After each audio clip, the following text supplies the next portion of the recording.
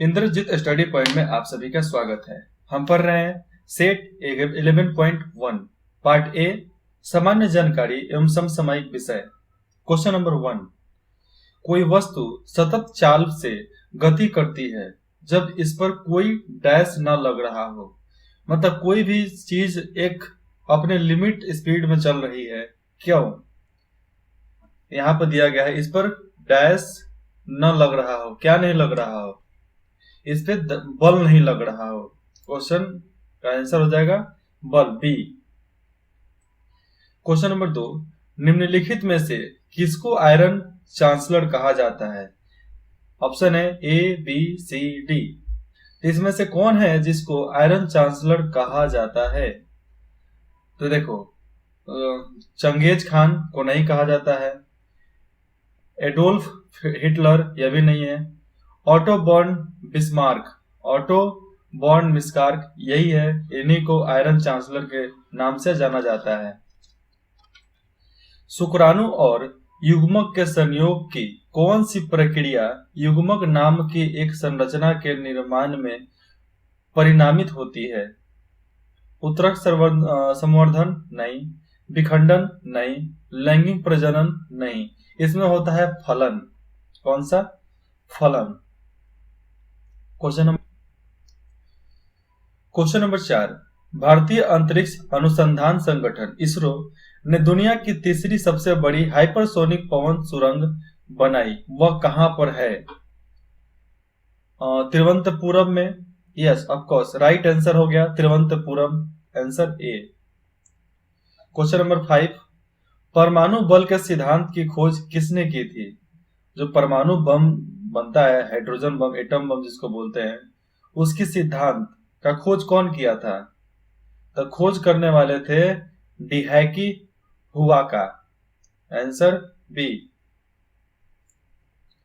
Question number 6, एक एकल आवृत्ति धारा उत्पन्न ध्वनि को डैश कहा जाता है। जब कोई एक लिमिट स्पीड में कोई ध्वनि उत्पन्न होती है तो उसको क्या कहा जाता है? तो उसको टोन, स्वर या तान कहा जाता है। इसीलिए एक गायक है तानसेन। क्वेश्चन नंबर 7, डैश की एसआई इकाई ओम है। ये सब जानते हैं, प्रतिरोध की एसआई इकाई ओम होता है, प्रतिरोध, answer A. Question number 8, Dalton का सिद्धांत इस नियम पर आधारित है। डाल्टन का सिद्धांत रासायनिक संयोजन नियम पर आधारित होता है, आंसर सी, रासायनिक संयोजन। क्वेश्चन 9, एस बी सुनील निम्नलिखित में से किस खेल से संबंधित है? तो एस बी सुनील कौन सा खेल खेलते थे? हॉकी खेल से संबंधित है। क्वेश्चन नंबर 10, किस प्रक्रिया द्वारा कोई ठोस गैस में परिवर्तित होता है? मतलब वो कौन सा प्रक्रिया है जिसके द्वारा ठोस गैस में परिवर्तित हो जाता है? कोई स्ट्रॉन्ग चीज गैस बन गया, तो उसका ऑप्शन हो जाएगा ऊर्ध्वपातन, answer D. Question number 11, ethanol के एक अणु में कितने हाइड्रोजन परमाणु होते हैं? ये सबको पता है, 6 परमाणु होते हैं। कितना? 6, आंसर डी। क्वेश्चन नंबर 12, नमीब मरुस्थल कहाँ स्थित है? नमीब मतलब रेगिस्तान, कहाँ पर स्थित है? मरुस्थल का मतलब होता है रेगिस्तानी, तो कहाँ पर स्थित है? कौन सा? नमीब। तो नमीब दक्षिण अफ्रीका में स्थित है। कहाँ पे? दक्षिण अफ्रीका। क्वेश्चन नंबर 13, इनमें से कौन सी खरीफ की फसल नहीं है? तो इनमें से गर्मी का फसल कौन सा नहीं है? तो गर्मी का फसल गेहूं नहीं है, answer C. Question number 14, dash को अनबुझा चूना कहा जाता है। तो कैल्शियम ऑक्साइड को अनबुझा चूना कहा जाता है। अनबुझा चूना कैल्शियम ऑक्साइड को कहा जाता है। ठीक है। क्वेश्चन नंबर 15, किस वस्तु का संवेग डैश भर निर्भर करता है? मतलब वो कौन सा वस्तु है जिसका तरंग डैश भर निर्भर करता है? वस्तु के द्रव्यमान और वेग दोनों। तो आंसर हो जाएगा ए, वस्तु के द्रव्यमान और वेग दोनों पर निर्भर करता है। क्या? वस्तु का संवेग, तरंग। क्वेश्चन 16, कुछ बहुकोशिकाएं सजीव में जैसे राइजोपस, मशरूम और कुछ जीवाणु, एस्परिजम इत्यादि प्रजनन इस प्रकार होता है। मतलब राइजोम, मशरूम और कुछ जीवाणु जैसे में आ जाएंगे एस्पार्जियस इत्यादि, उनका प्रजनन किस प्रकार होता है? बीजाणु से होता है, पुनः जन्म से होता है, या विखंडन से, या निषेचन से होता है? तो 16 नंबर का उत्तर हो जाएगा बीजाणु से होता है। किससे? बीजाणु से होता है, बिया से।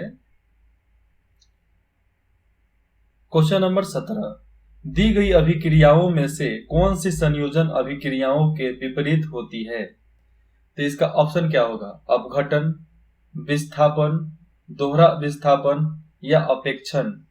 तो इसका उत्तर हो जाएगा अपघटन, answer A.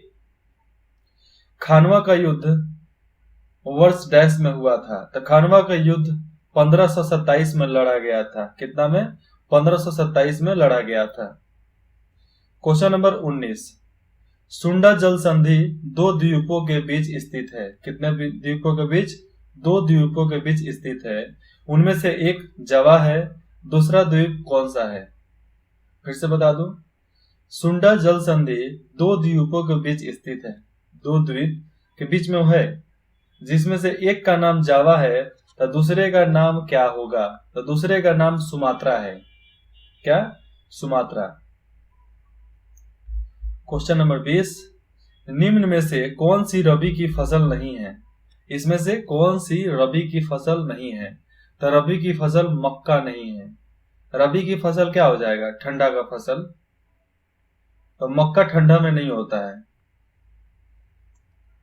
Answer C. Question number 21, उस अमेरिकी नागरिक आंदोलन कार्यकर्ता का नाम क्या है? उस अमेरिकी नागरिक आंदोलनकर्ता का नाम क्या है जिन्होंने प्रसिद्ध भाषण आई हैव अ ड्रीम दिया है? आई हैव अ ड्रीम देने वाले आंदोलनकर्ता का नाम क्या है? तो उसका नाम है Martin Luther King Junior, answer B. Question number 22, ozone परत निम्न में से किस मंडल में स्थित है? तो ये कौन से मंडल में स्थित है? कौन? Ozone layer. ओजोन लेयर जिसके वजह से हम लोग बचे रहते हैं, तो है समताप मंडल में, वो है समताप मंडल के उसी मंडल में स्थित है। क्वेश्चन नंबर 23, दृढ़ उत्तक डैश से बनता है? किससे बनता है? जटिल कोशिकाएं, निर्जीव कोशिकाएं, आरबीसी या डब्ल्यूबीसी। तो दृढ़ उत्तक डैश से बनता है, तो वो बनता है किससे? निर्जीव कोशिकाओं से बनता है। किससे? निर्जीव कोशिकाओं से बनता है। चौथा नंबर, गौतम बुद्ध की मां का नाम क्या था? तो गौतम बुद्ध की मां का नाम माया था, आंसर डी। क्वेश्चन नंबर 25, परिवहन का सबसे सस्ता साधन क्या है? तो परिवहन का सबसे सस्ता साधन है तो जलमार्ग, पानी से जाना, नदियों से जाना, समुद्र में जाना सबसे सस्ता मार्ग है। तो प्रतिदिन 25 क्वेश्चन का सेट खत्म होता है। फिर मिलते हैं अगले पार्ट में सेट 11.2 के साथ। तब तक इंद्रजीत स्टडी पॉइंट में जुड़ने के लिए आप सभी को हमारे और हमारी टीम की तरफ से धन्यवाद।